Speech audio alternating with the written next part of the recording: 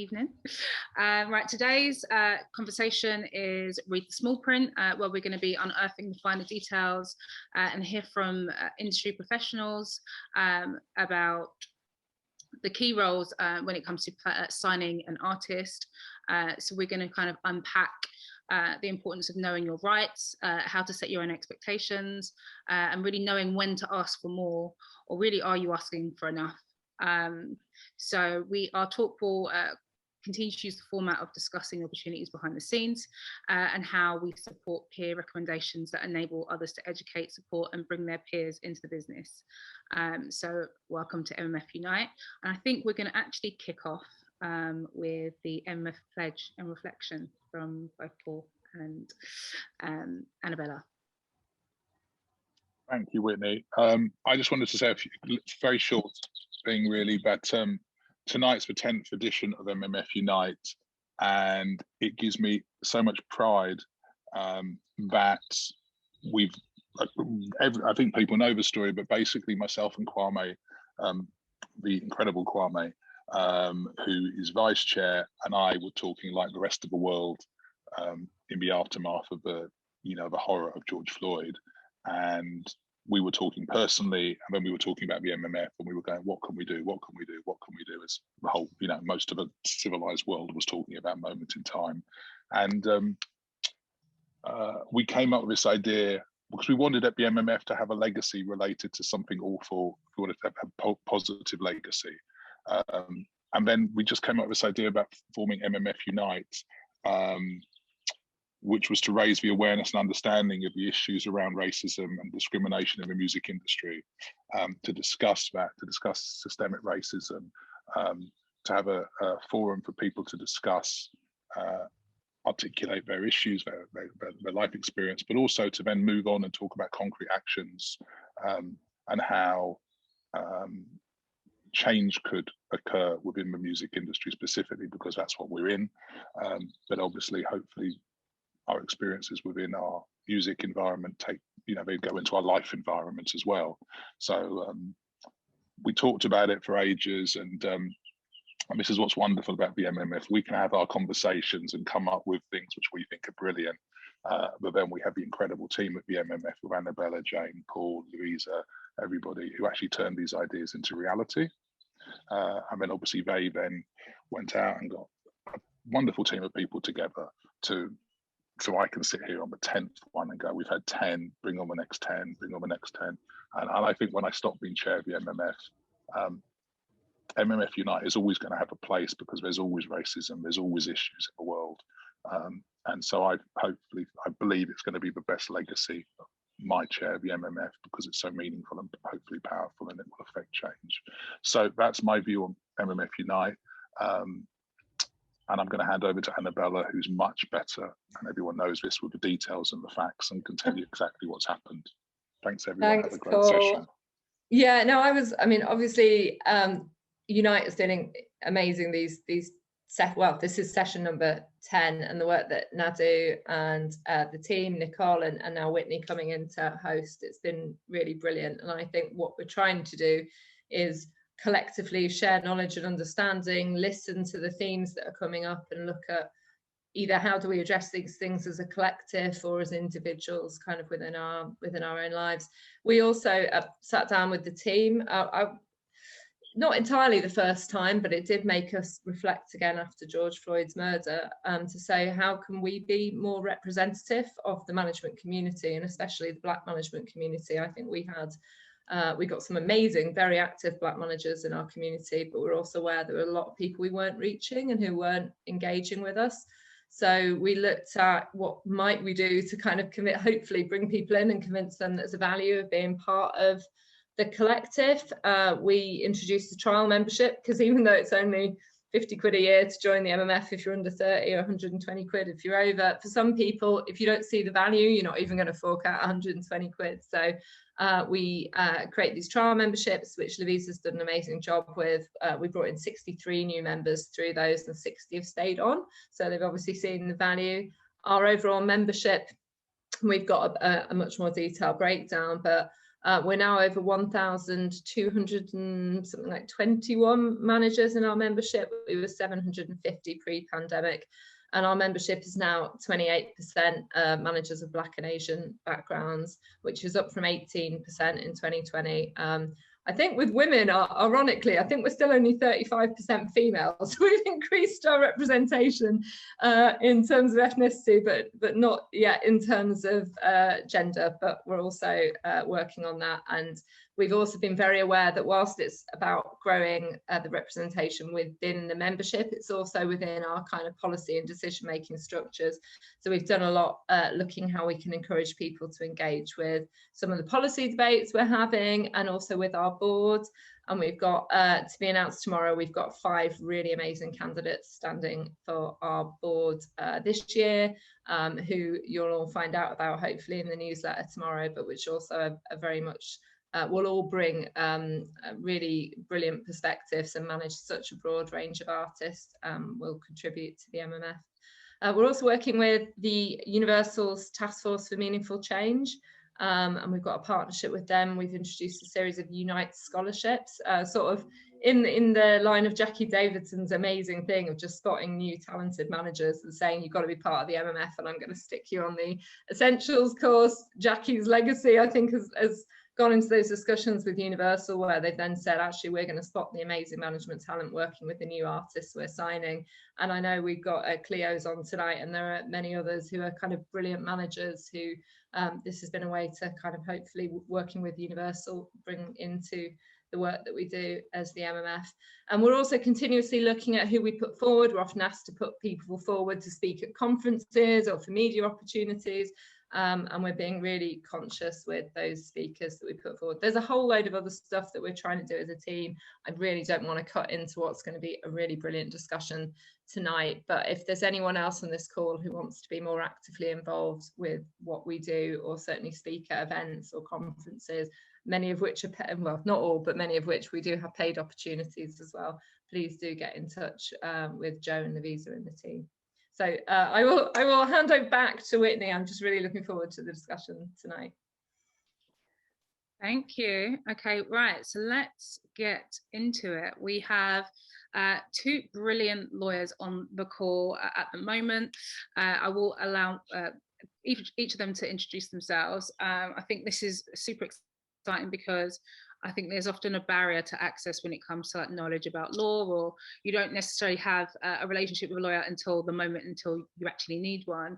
So this is a great opportunity to kind of hear from them, and obviously we're going to open the floor for questions at the end. So I will start with Nick. Please, can you unmute and give us a kind of full introduction to yourself? Thanks, Whitney. Hi everyone, my name is Nick Ezyefola. I'm a partner at a law firm called Simpkins, and we're one of the leading specialist entertainment and media law firms based in London. I actually come from a background as an artist, so my first steps into the music industry were as an artist making hip-hop music. And I released my first album whilst I was a law student at law school, and I released my second album whilst I was a trainee lawyer in the city in a larger law firm, and have always kind of pursued what I did as an artist alongside what I've been pursuing for many years as a lawyer. Fast forward to where we are now, I do a lot less songs, make a lot less music, but I do a lot more contracts. My legal practice mainly focuses on music. I work in a few other areas too. Within the music sector, me and my firm work across the board really with all different aspects of the industry. So we have many clients who are talent, recording artists, writers, producers, all sorts. We work for managers, we work for labels, publishers, digital platforms, across the board, collecting societies, everything really. And we provide commercial advice and intellectual property advice. So we advise you on your deals, on your rights, and on everything besides. And I've been involved with the MMF for a number of years. The firm, we're very proud and pleased to be associate members of the MMF. And I'm particularly pleased and honoured to be here on this session. I think this is a great initiative that you guys are working on. I'm very happy to support and get involved with it. Brilliant, thank you. And then I am going to pass over to Malika. Good evening, everyone. My name is Malika and I am legal counsel for the music division at Google YouTube.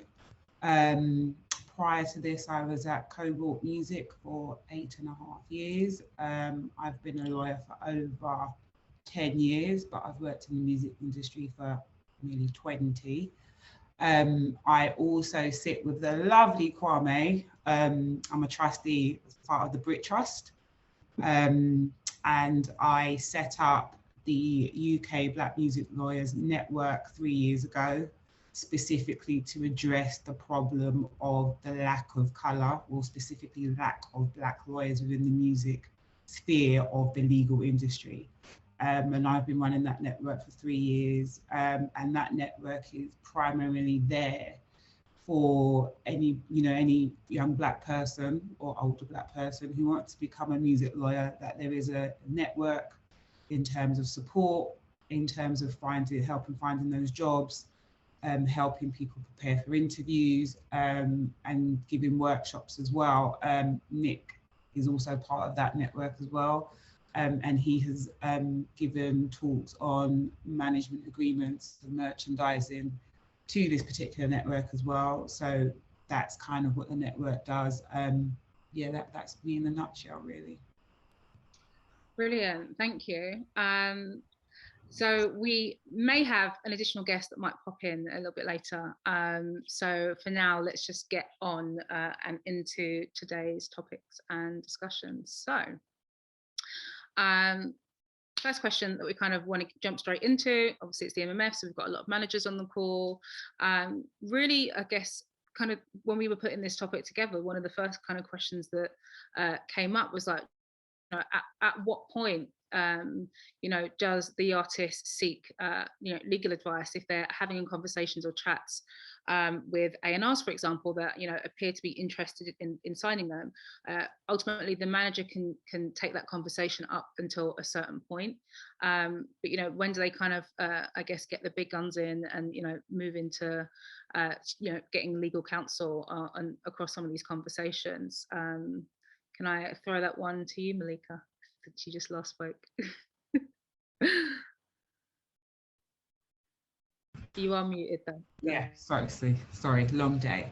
If you could just repeat your question again to me, and I'll know exactly how to respond. Yeah, no worries. So I guess from the perspective of an artist, they're constantly having conversations or incoming inquiries from A&Rs, and their managers can only really take them so far in that discussion. At what point do you kind of then get a lawyer involved to help manage that discussion? So really the conversation is, manager versus lawyer. At what point do you kind of, allow them to lead the conversation? It's a tricky one, and the reason why I say it's a tricky one is because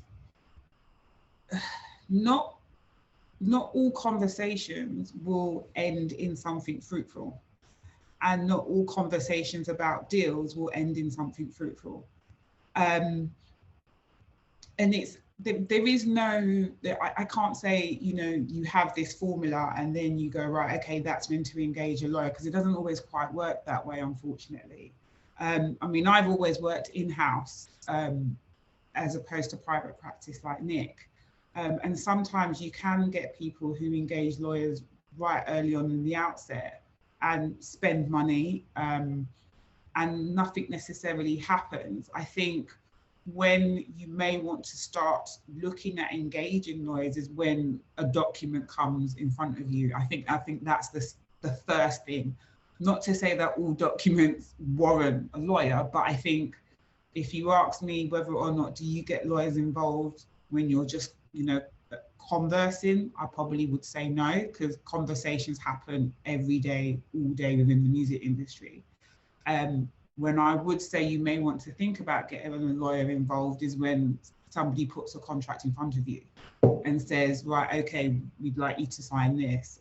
That's definitely, you know, like a red flag in terms of, okay, never put pen to paper and somebody hasn't looked at that for you.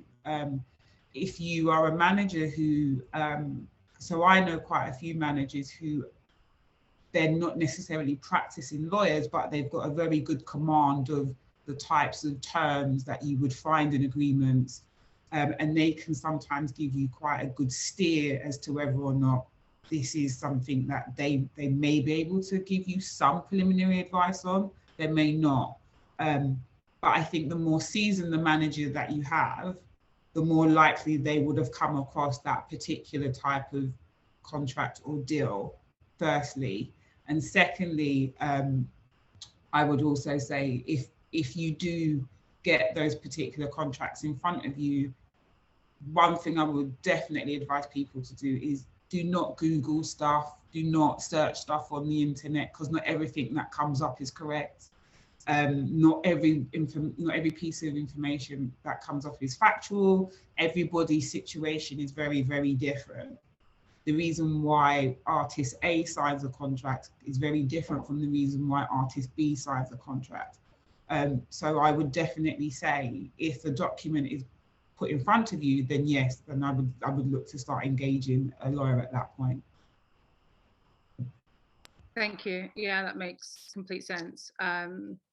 Hopefully that was helpful to the people on the call as a response. I've just realized that Nadia is actually here. So just to go backwards on introductions, can we have Nadia on camera and then we can do a little quick intro? That works? Well, I can see her name anyway. Let me know. Hello. There we go. Hi. Hi. Yeah. Oh, techno had the word. Can you hear me? All good. I can hear. Is everyone else good on audio? Can be heard. Yeah, I think you're good. Thank you for joining. Yeah, there we go. We've got a clap, so that I'm going to take that as everyone can hear. Amazing. Amazing. Hi, everyone. We're really, really good. Thank you. How are you?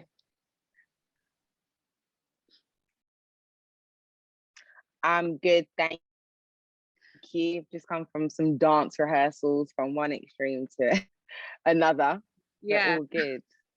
Perfect. Well, you're right on time. Malika just answered the first question for us, but if we could just go backwards, I know everyone on the call does know who you are, but it'd be amazing if you could just intro yourself real quick. Sure thing. My name is Nadia Rose. I'm an artist predominantly from South London. I'm 27. I turned 28 on Friday. I was at the Gemini's locked in. Oh gosh, I mean, I've been making music from I was a teeny pip. My parents encouraged my creative energy from young, and I guess I followed through into pursuing it as a career. You know, I signed to Sony pretty early in my career, and now I've set up my own label, Quirky Entertainment, and yeah, I'm the CEO, director, and yeah, just trying to do things my way, the right way, I like to call it. I love that. That's like full yeah, so brief as well, isn't it? From artist to record label boss. And I guess as we kind of start to hear a little bit more about your story and your answers to some of these questions, I guess it will make sense as to why that's your chosen route. I actually might gear my second question towards you because you're here and you're an artist as well. So a lot of artists feel like they need to be able to either see themselves in their management team or at least have managers that they feel like they can relate to. As an artist, or do you feel like that that same decision-making process goes into the lawyer that you pick? Do you feel like you need to have a relatable relationship with your lawyer, or do you kind of just see them as they're formal, their business, and it's fine that we kind of don't really speak the same language because we come from different worlds? I think it might be slightly different with a lawyer. Obviously, a manager is day to day, and it's like, you know, you really need somebody who, yeah, you can relate to, I guess, and who you feel understands your vision and you as an artist. Your lawyer, I guess, for me personally, I feel like not as much, but I still think it's a bonus to have a lawyer that you also feel is, you know, can relate to you as an artist. But yeah, not as much as a manager, I think. So just to touch on that then, like in regards to maybe communicating with your lawyer or having those kind of conversations, have you always felt kind of comfortable or like you understand, I guess, the kind of language and jargon, or that you felt that you could approach, you know, your lawyer or legal team in the same way that you could with your managers? I mean, for me, obviously, I studied at uni music technology and music industry management. So I guess, yeah, there were some things that I learned through that then once it became my profession, I was able to, you know, but yeah, some of my peers, they don't, you know, they just come into it and they're just music lovers and create music and don't really understand much of the jargon. So yeah, having somebody who is actually gonna take the time to discuss these things with you and make sure you understand everything to me is necessary. And of course, you feel you can communicate on that level, talk to you, and I can understand that you might not understand everything, you know, which I think is key with a lawyer. Yeah, agree with nice you. Agree. Nick, just from your perspective or experience, is that something that kind of comes up when you're like, when either clients are vetting you or you're having these kind of initial chats with artists and management teams? Did you feel like there's a bit more of a push for maybe them wanting to see representation, or like, you know, picking a lawyer that they feel like they can like properly chat to? Yeah, I think so. I mean, it's often hard for me to know the reasons why clients have chosen to work with me rather than with some other lawyer. But a lot of my clients do say they value the fact that I come from a background as a creative, so I can understand them on that level. And I've also had clients reach out to me who specifically said, I want a Black lawyer. You know, I want to feel like I can see something of myself in my lawyer, and I can, you know, relate on a cultural level or whatever, beyond purely just the business relationship as well. So I know that is important to some of my clients. And, you know, I totally agree with everything that's been said about this already. You know, it is great to have a good rapport with your lawyer. They're not quite as frontline a member of the team as management, who are there every step of the way. But I suppose, I mean, you know, tell me if I'm overstating our importance here, but I think after management, lawyers are perhaps the next most involved in most aspects of the artist's career, because your label will be interested in what you do as a recording artist, but they might not have an interest specifically in your publishing or in your live business or etc. But your lawyer would have an input into all aspects of your career, just like your management team would. So I do speak to some of my clients almost every day, and I am quite a kind of central member of the team for many of my clients. So if they can get along with me, which they do, I hope, so much the better. Right, okay, got it. So just for some of the people on the call that maybe might not understand exactly the role that like a lawyer plays in that kind of artist journey, you know, when an artist is being signed, what would you say your kind of main role and responsibility is in that? What are the things that, you know, you look after? So, you know, fundamentally, we provide legal services. So we help people with the most obvious things. We help people with deals, right? If you're getting a record deal, publishing deal, distribution deal, management deal, whatever, we help with that. It's one of the main things that we do. And actually, just to overlap a bit with one of the questions you raised earlier about when to involve, I totally agree, Malika, you pointed out when you've got paperwork in front of you, that's when you should consider getting a lawyer involved. I mean, we sometimes get involved earlier as well, in the sense that we build relationships with our clients before they're ready to actually hire us, and before there is a job they want to pay us to do, before there's a deal that I can give a fee quote, tell you how much it's going to cost to work on a deal. I've got clients who I've had, a business relationship with for a couple of years before things have reached the point where actually then they really need my services. One of my long-standing clients I've been working with for about a decade, about 10 years. In the last year or two, we've done a number of record deals, publishing deals, distribution deals, all sorts. But it started off with just kind of small ad hoc queries when they were first starting out in the business. And so, we build those relationships. So I would always recommend come to lawyers early. Don't necessarily hire lawyers early, and don't pay for a lawyer to do something that you can do yourself. Right.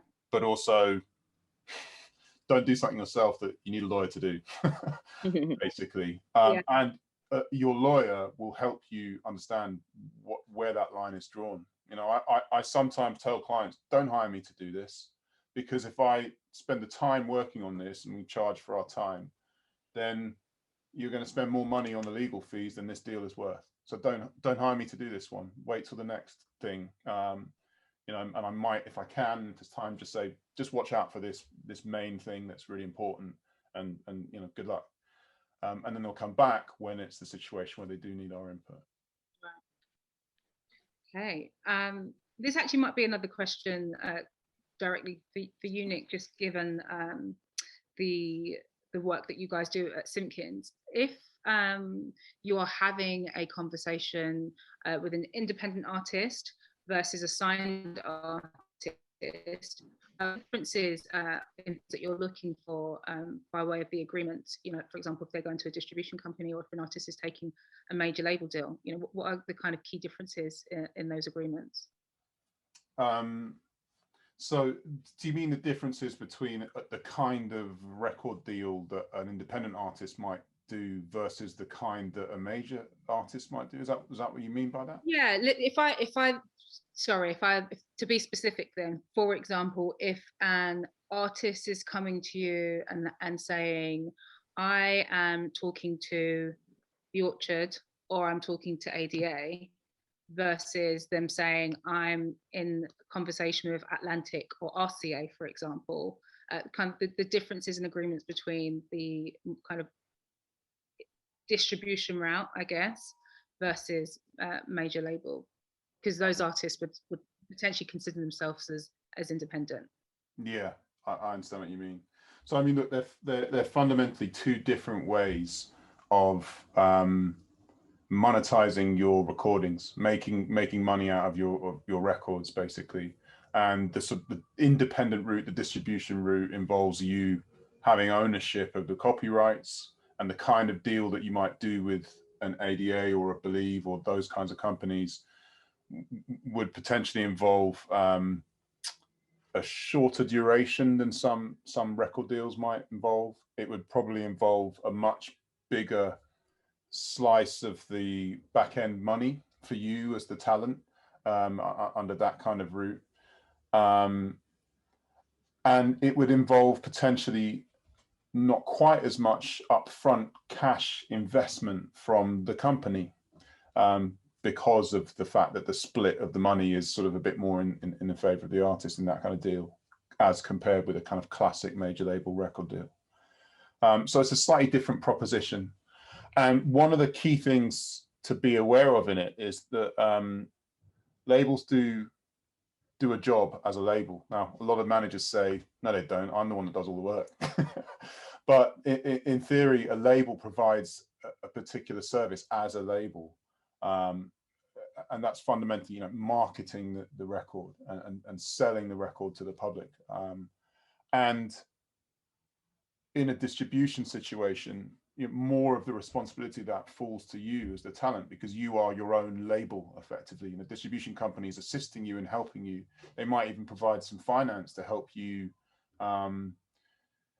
to help you set up your team to be able to do the marketing work, etc. But fundamentally, it's up to you. Whereas in a record deal scenario where you sign to say a major label under a record deal, it's really up to the label to make sure the marketing is done and done right. The challenge in that, though, is that the labels in the classic record deal will rarely agree to a particular commitment in terms of what they have to do on a marketing level. They'll rarely commit to a level of marketing spend, and the obligations on them to market are often not that specific in a contract. So you rely on them for the marketing, but you don't necessarily have specific requirements to hold them to account with. But those are the big differences, I think, really, between them. In terms of how we work with the talent on that, our approach is similar. I mean, we're just always looking at what serves the best interests of our client.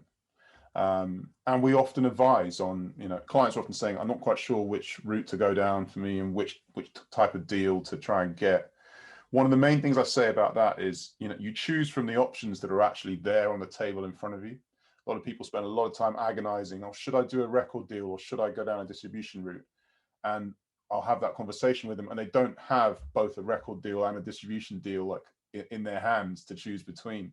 And the reality is, really, you choose between the options that are on the table. And we can generalize about deals, but deals are specific. I've done distribution deals with big upfront money, and I've done record deals with less upfront money and a bigger share of the back end. And things change, right? It's case by case. Yeah, I guess there's not like a one size fits all, and like every deal now especially is kind of being tailored towards the artist or what the management or the team around them says that they need, which actually kind of brings us nicely into the next question, because if you are not aware of what you should be asking for or what is standard, oftentimes there is, like, I guess, situations where artists and managers are maybe kind of being shortchanged, but because they didn't ask for what they were, the kind of full capability of what they could get. I'm going to ask this question actually to Nadia, just to see, from maybe your experience or from your perspective, do you think there's a bit of an education barrier or breakdown for Black managers and artists in kind of knowing, first of all, their rights, and second of all, what they should be asking for, or what is kind of industry standard in regards to deals if they don't have access to the information in comparison to maybe their peers or their other counterparts across the industry?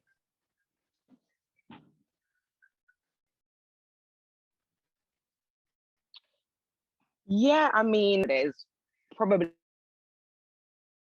things that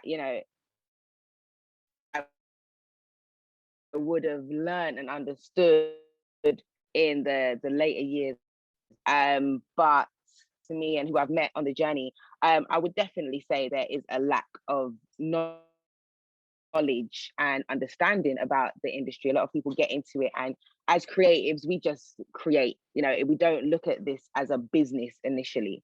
This is just the love, and the core of it is that we love to create.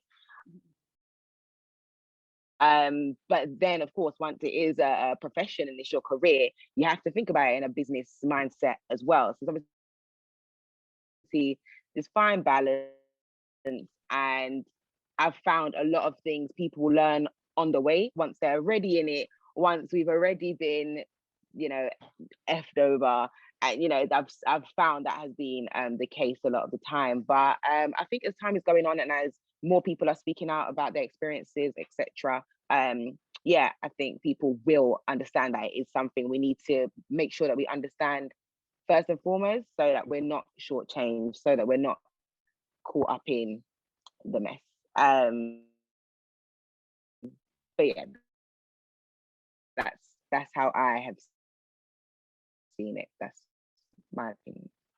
Got it. Thank you. And Malika, maybe from your perspective, also kind of having kind of a broad experience and then coming from corporate, is that also something that you find, or you also think it might be true of your experience?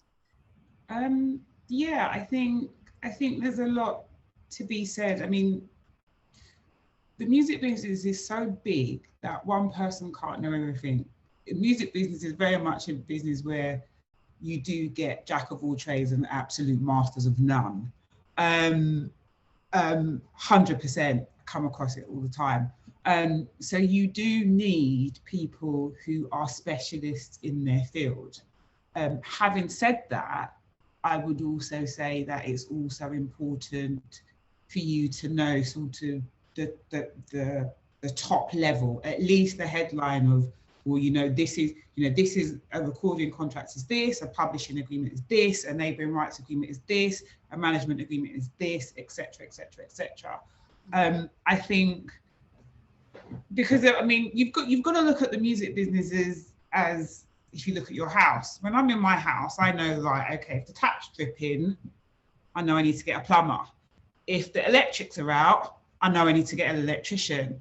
If I can smell gas, oh, there you go, I need to call British Gas. I'm not going to call the same people for everything, and I'm not an electrician, I'm not a plumber, and I'm not a gas man. But at least I know when these things are going wrong. So it's about identifying, being in a position where you can identify these things and then be able to reach out to those people who have specialisms in that area. I think if if we use the house analogy, if you just buy a house and you just walk into the house and you expect everything to work 365 days a year, and you do not educate yourself about what it takes to run a house, your house will crumble. And that is the same thing in the music industry. If you do not educate yourself to understand the basic premises of each area of that industry, then you're leaving yourself very, very open and vulnerable. And the people that you engage as specialists, they can only take you so far. But if you're not willing to even learn a little bit about it, then again, you're leaving yourself quite open and vulnerable. So I would implore people to, whether you're a manager or an artist or a songwriter, just know the basics. Just know and be in a position where you can identify, hold on a minute, this don't seem quite right, or something's a bit wrong here, I need to call somebody. That's such a valuable analogy, and a really, really good takeaway, because it is, you're entering the business and you do have to see it. If you're an artist, for example, you do have to see this as the house, or actually if you're the manager also, because you have to interact with so many different stakeholders across music, and you've put yourself forward to kind of represent or manage the business of an artist. So you've actually got a great deal of responsibility, and being knowledgeable is super important. And actually, without sounding pessimistic or negative, not everyone that you encounter is, does have your best interest at heart. So sometimes you can hire people or actually engage people that also are not doing their best work in order to best serve yourself or your artist. And kind of knowing that and stepping away from that also is equally as important as being proactive and going out and hiring people, is also knowing, am I kind of forming the right business relationships? Am I being advised correctly? Because that leads me into my second point, or second set of questions, which is actually talking about equality specifically for black artists in the industry. And especially since the murder of George Floyd, and we've had industry blackout, and people are kind of coming forward and sharing experiences, or people kind of retrospectively looking back at contracts or the experiences of black artists. So therefore now we have things like the BMG report, or the history of reggae music, and actually other kind of news articles that have come out showing how either black artists or songwriters, for example, either haven't been credited or haven't been paid royalties for 20 or 30 years, and how that could have just really even just actually happened in the first place, which is either artists signing deals or signing paperwork that legally gave someone the rights to do that, but actually was that morally right from a business perspective? Absolutely not. But sometimes people only do what they can get away with, and if you don't have the knowledge, therefore this is kind of how you kind of get tied up. So the question is, are black artists given like-for-like contracts? I think there's history and evidence to prove not always, but maybe if we kind of try to answer that question in respect of modern day, or what is happening now. Nick, could you give any insight on that one? I definitely think that the music industry of the past was riddled with this kind of problem. And I've spoken to and helped to advise legacy artists who should just be sitting on the yacht by now, to be honest, given how their contributions to music and the culture, who are there needing help because they're not really being paid properly for the work that they've done under deals that they signed many years ago. And that is a real shame. There are complex reasons for how that happens. I personally think often when it's at its worst, it's a mixture of unscrupulous behavior on the part of the companies who, you know, kind of pushed for a pretty one-sided arrangement, and not enough familiarity, business savvy, not the right team around the talent, etc., to spot that and, you know, put them back in their box over it and kind of negotiate to get to a better position. And it's kind of a mixture of failures all around that I think lead to the worst of those problems. But in a way, you know, I must say, you'd expect those that understand the systems best to kind of behave in the most appropriate way. You know, it's never really fair to put an extremely one-sided position in front of somebody knowing that they might not fully understand that. That's just not okay. I started by saying that's, you know, the music industry of the past. I'm not necessarily saying things are totally different now and, you know, every deal is fair and that, you know, there is no imbalance. But it's very hard to speak in a kind of, in general terms about it, because I see what I see. And I see a lot of deals for Black talent I represent, which are some of the best deals out there at the moment, in many ways.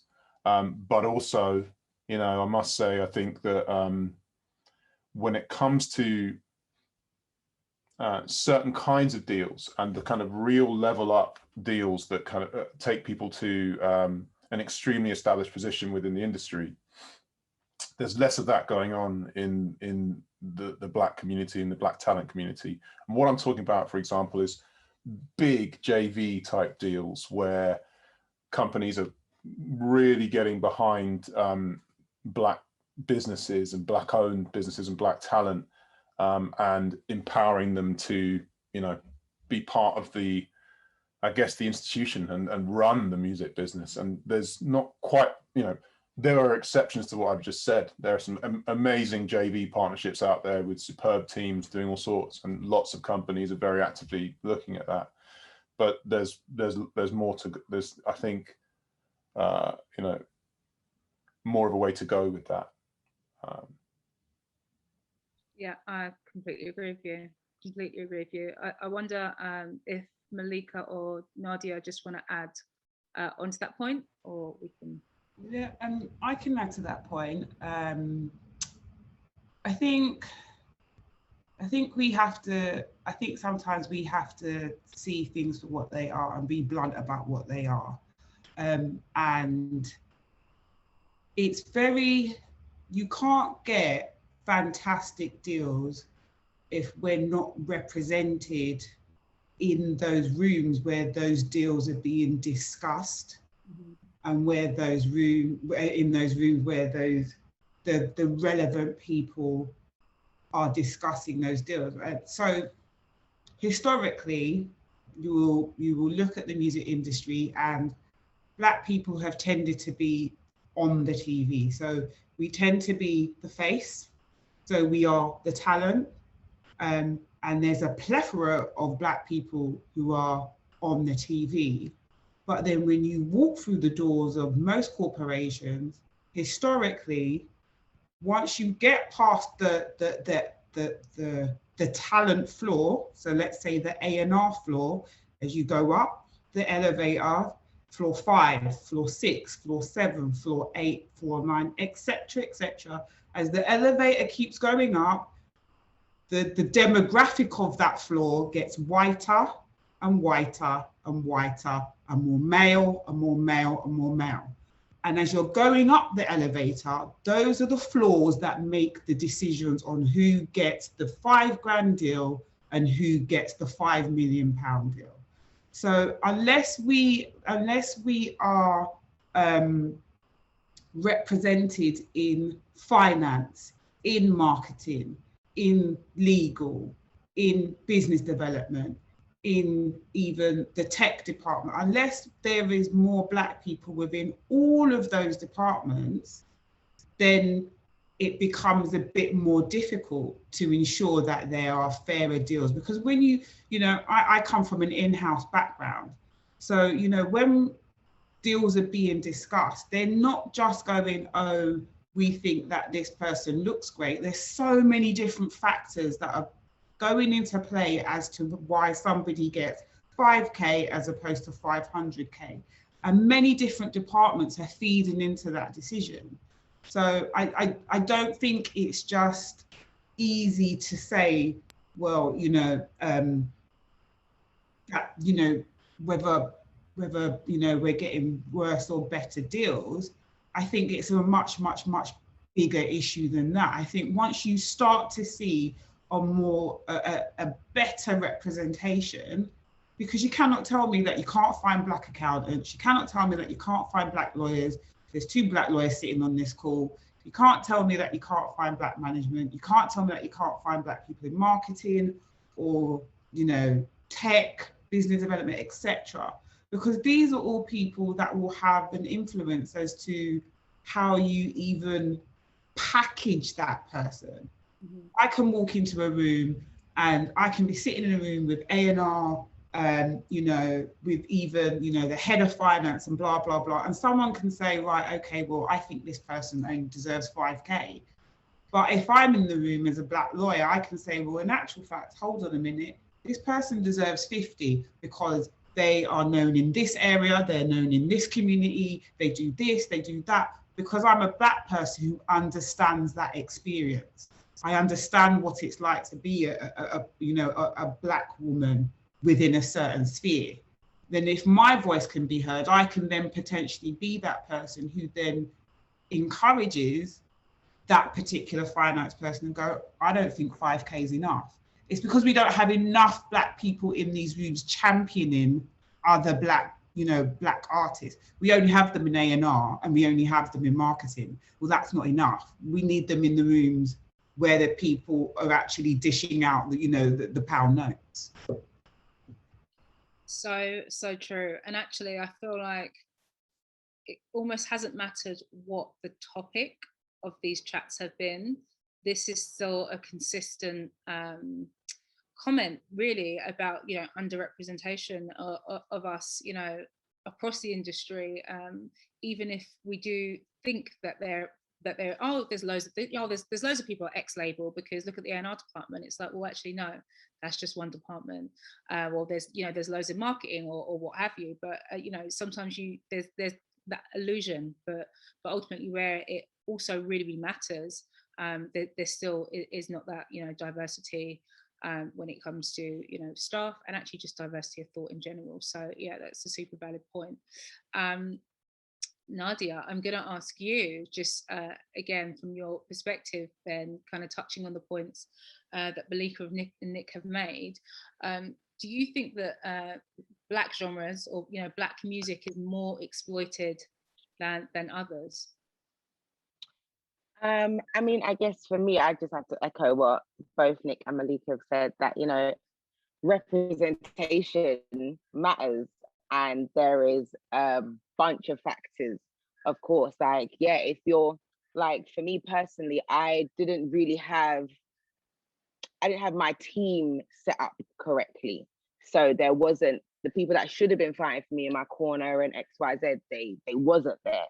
So in turn, they was able to exploit me how they wanted to. Whereas, if my infrastructure was exactly how it needed to be, it was the right people that could go and actually say, hey, no, that doesn't make sense, and provide the reasons why it should be more, it should be this, then of course you would have seen some different results. So yeah, again, like I said, I just have to echo what they've both already said, which, yeah, given the right, when things are right, the other side will have to do things right as well. And yeah, well, we're moving in the right direction, I feel, anyway. I'm glad to hear you say that. I'm glad to hear that that is your perspective. So Nick, given that you kind of work across lots of different kinds of artists, I assume lots of different genres of music as well. For example, if we like look at drill, maybe you might see like a lot of artists just being signed on like single deals and not necessarily for albums. So without getting into any particular artist's business, but do you think that I'll ask the question again. So are Black genres more exploited than others? I guess looking at the different deals that are on the table for artists that kind of sit between in different genre pockets when it comes to sonically, you know, where they are. Have you noticed maybe a trend in that? It's very hard to say because there are differences between genres and between markets and between, you know, the way that people consume music. So that point you made, really interesting one about drill artists being offered singles deals, you know, almost in the sense that, you know, drill artists could never make an album, you know, no one's going to be interested in that. You know, we'll offer a single deal, but we can't take this person seriously as a kind of multi-album long-term prospect in the same way as we might look at a pop star or whatever, for example. And that has been arguably a factor. But, you know, there are drill artists making groundbreaking albums that are doing very well. And there are extraordinary singles deals being done, even where that is the case. Some of the money that is changing hands under a singles deal for hot artists in some of these genres is the kind of money that we used to see for multiple album deals in other spaces. And there's probably white indie bands that would kill to get a record deal that has that much money under it and that much kind of priority. And, you know, rightly so, because these artists are extremely popular, and it's what people want, what the fans want, right? So it's quite hard to say. But the question is whether, you know, you're asking is whether these genres are more exploited than others. And again, I think that goes back to that bigger picture question of, you know, are Black businesses and Black talent and Black people within the industry being treated differently to others? I find it hard to say absolutely not. No, everything's entirely fair, but it's also hard to pinpoint specific ways in which treatment is different, because it's complex. It's like overall big picture questions of inequality and systemic inequalities. It's sometimes quite hard to pinpoint the cause or the particular way in which something is unfair, the reason why it's unfair. But, you know, certainly I'd say historically, yes, unquestionably, yes, historically, that Black music genres were very much exploited by the music industry. Yeah, I agree with you, and also actually quite a good perspective to hear you say that some of these single deals for some of these artists, you know, are extremely lucrative, and that actually, you know, for example, good reference point, you know, there are indie bands that, you know, would be struggling to, you know, get a deal of equivalent value. So yeah. And look, a multiple album deal is something we often advise people not to do. And if you can get a large amount of money from a company that will invest properly into a project that you're doing, and not commit to lots of product and many years of being exclusively tied to that company, that's a good deal. And, you know, one of the things we're often looking at trying to do when we're looking at deal terms is get the right balance there. So not give too much and not make too long-term a commitment to the company if you're looking at it from the talent's perspective. Just again, then I guess talking a little bit more about the talent experience when it comes to these deals and working with labels. Is the mental health of an artist accounted for when drafting deliverables on an agreement? Because that, you know, mental health and wellness is, it feels to be a prominent conversation at the moment, maybe not so much in historical deals, but now that there is a focus on, you know, on mental health and wellness, is is that being considered in some new conversations for talent signing deals? Ask that towards you then, Nick, and then to me.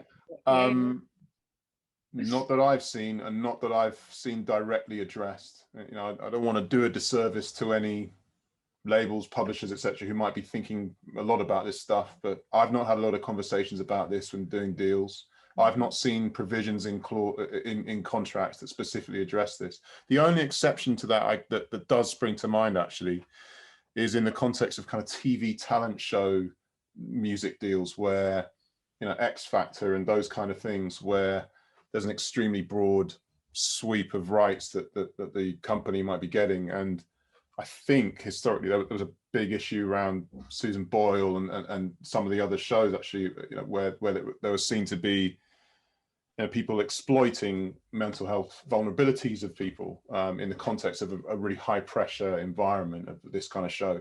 So there were clauses put into those kinds of deals to address that in some way, and there were provisions made, but I don't think that is something that features in most just standard record deals or distribution deals of the type that we've been talking about. It's not addressed. That's a long way of saying no. No, but also I guess layered as well, and I think that's important for people on the call to hear.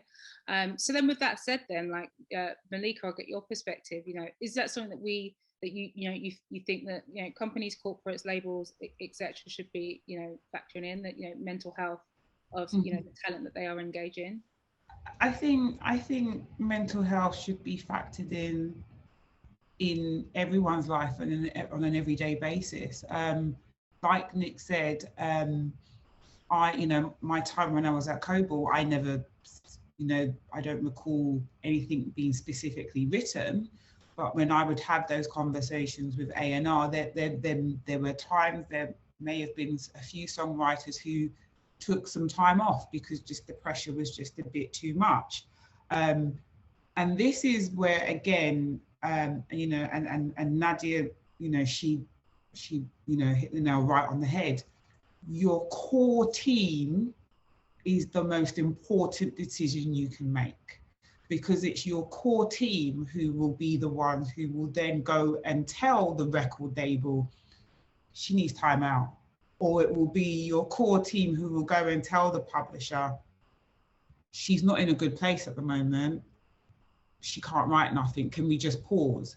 But these particular corporations won't know that unless you have a team around you who you are comfortable in talking to about what's going on with you.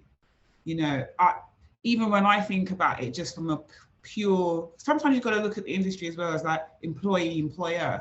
My employer won't know if I'm suffering or if I'm struggling if I don't tell them. But on the flip side, I may not feel comfortable in going to my employer and tell them that I'm suffering if they've already displayed a level of not being quite flexible. So again, it's so important that when you pick your manager, you pick a manager who understands you, who understands what you're going through, who you can speak to on a level. You pick a lawyer who, again, you understands you, who you can speak to on a level. You pick your accountant. None of these people should be, you shouldn't be using different filters for different people in your team. If your standard is like, you've got to meet these 10 markers to be in my team, then those 10 markers should be for your accountant, those 10 markers should be for your lawyer, those 10 markers should be for your manager. Because these are people that, remember, you know, some people have left their full-time jobs to come and work in the music industry. So those people you want around you, you're basically giving them your livelihood on a plate. You don't just give that to a random person around the corner that doesn't know what's going on with you. I certainly wouldn't do that. So this is how you've got to think about it. If you can have those people who are truly in your corner, and don't get me wrong, there are a lot of, you know, sheeps in wolves clothing out here. Trust me, I've come across them. But as soon as you get a whiff that they're like that, it's time to reevaluate the situation. So I think for you to be able to really articulate well to your label, publisher, whatever the case may be, if you're suffering from, you know, mental issues or mental challenges, I just really think your core team is the first place to start. If you don't have a great relationship with your core team, it's going to be absolutely near and impossible to be able to articulate that to your record label or your publisher. Yeah, that's super valid point about just having that that trust, I guess, and that freedom of kind of conversation to be able to communicate with them, your team freely, at least, so that they can then do the work on your behalf. I'm just going to move into the next segment because I feel like we have such a great opportunity to have people asking like really pertinent questions. So I want to be able to make sure we can open up the floor with enough time. So I am going to move into just the kind of final round of questions. I'm going to ask this one to Nadia, actually.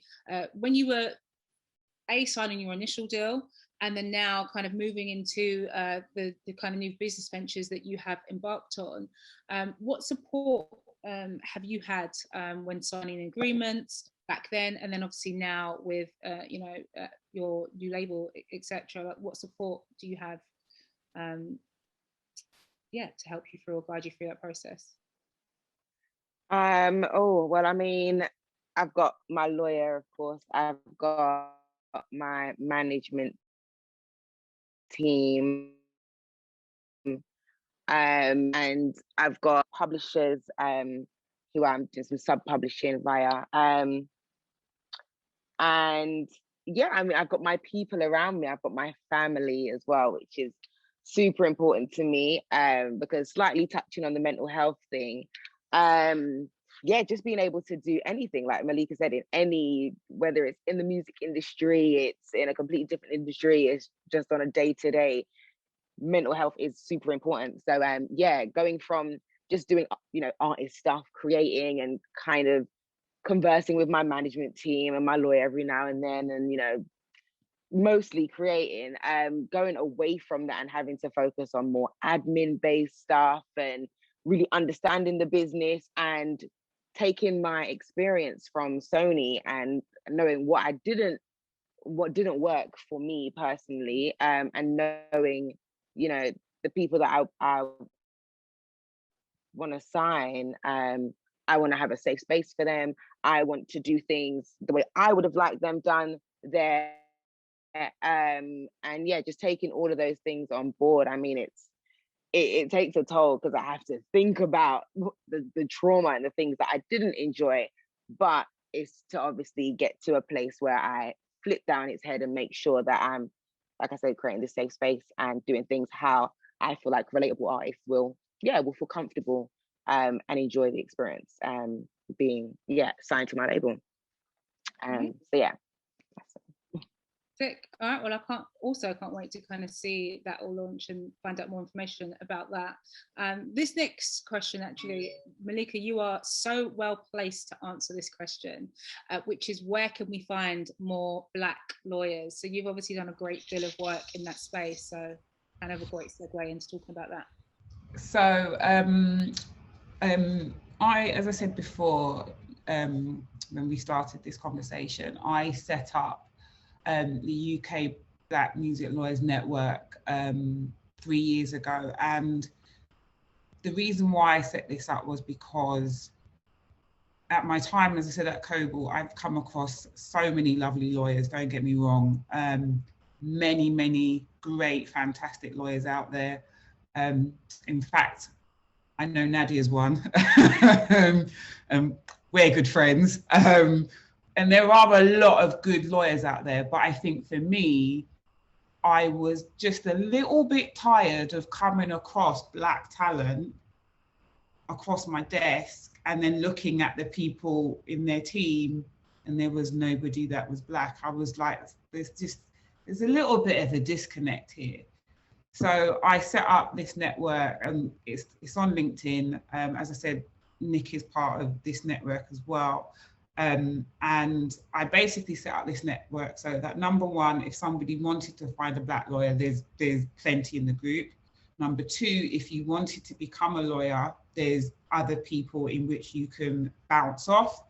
Number three, it's very much a support network. Number four, it was also a way to be able to allow particularly the young ones coming up of a way to let them know that these are the jobs that are out there. So, you know, I'm absolutely proud of everybody that's part of the network, because it's not just me, it's everybody. It's people like Nick who have taken their time out of their day. Aaron Hercules, who is, you know, is a manager as well. He's taken his time out of his day to educate the group as to what is the day in the life of a manager. You know, I've got Joel at Spotify who has come and spoken. So I try to get as many industry people as possible to come and speak to the group, just so they get in a very good insight as to what the industry is about. And for me, it's just been fantastic in that we've actually had, in the last 6 to 8 months, I've had a person placed at Universal Music. There's a person that was placed at BPI through the group. Actually 2 people placed at Universal. There's another one that's going to be placed at one of the prominent music law firms as well. And this forum is to be able to show these people that these are the jobs out there. You might not necessarily find them in the most obvious places, but they are out there. And that was the basis of which I set up this network. Amazing. Okay, well, I'm sure we can like link to it either in the chat or when the feedback forms go out, so that people can kind of find the resources. All right, so last question, and then we can finally open up the floor for people to put their questions into you guys. So I'll ask this one to Nick. So just to round off, how can we ensure our Black managers and artists are more knowledgeable about agreements and their art of negotiation? Well, we talked about the importance of having a good team around you, and Malika's extraordinarily eloquent house analogy, you know, springs to mind. And actually, with that kind of thing in mind, something I wanted to announce, that we're setting up a helpline with the MMF. So Simkins is partnering with the MMF to launch a helpline for MMF members to get access to initial free legal consultation. So that's going to launch 17th of June. And that's one of many different ways of kind of getting an initial input into a legal query that you might be looking at. So members of our team, including myself, will sit for kind of free 30-minute consultations to kind of get a good sense of what you're dealing with and give you a steer. And then if there's further help needed, you know, we're there, and you're building the relationship with us from there. And beyond that as well, come see me. You know, I'm here. I'm not hard to find. If people need support, you know, that's what we do. We provide support, and there's many of us who do that. Beyond that, you know, organizations like the MMF and many others have fantastic information and resources available for people to educate themselves on the key aspects of deals and how to pursue your business in the right way. Another thing that I'm very proud to be involved in that I just wanted to briefly mention, if I may, is Power Up initiative. So Power Up is an initiative that was set up by the PRS Foundation and several other partner organizations, including the MMF, to boost the careers of Black creatives and Black professionals, industry executives in the industry, and help them to kind of get through that glass ceiling and reach that top level that we were talking about earlier. And so that's an initiative that's gonna be rolled out over 10 years. And I'm involved in the first year. I'm fortunate to be one of the participants selected to be involved in the first year. But this is going to be every 10 years, 40 Black people will be supported with funding, resources, mentorship, all sorts of help on how to build their careers. So that organization is doing really interesting work. So that's a few ways that I can mention. Amazing. All right. Well, then, it seems like there are, quite a few links and resources for people to get familiarized with. Just before we kind of round off and the end of the call, I think we can answer some questions that have been put forward by today's viewers. Nicole, are you able to direct? Is that all right? Yeah, that's absolutely fine. So if you have any questions, please just drop them into the chat now. There was one earlier that I'm trying to find. With me. I think one was for Malika, and it is how, if I'm a Black music lawyer, how do I sign up to your network? You just tap into the search engine in LinkedIn, UK Black Music Lawyers Network, and that's it. And then you just request to be added. I'm a bit old school. The young ones in the group all have this WhatsApp group business. I'm just like, my phone's always pinging off every 2 minutes. But if you add yourself to the group on LinkedIn, send me a message, and then I can add you to the WhatsApp group, and then you and the younger ones can do all your hip stuff on WhatsApp, and I'll just stick to LinkedIn. Yeah, the old folks. Thank you. The next question we have is, and I'm not sure if we have Ben, apologies, I'm not sure if we have Ben in the room today, but maybe Nick, you can touch up, or Paul, is Power Up opened internationally? I think it's UK focused. So I'm a participant. I'm not one of the people that set up Power Up. So I'm not the best place to answer, but my understanding is that it's UK focused. Yeah, I'm on the steering committee for Power Up, so yeah.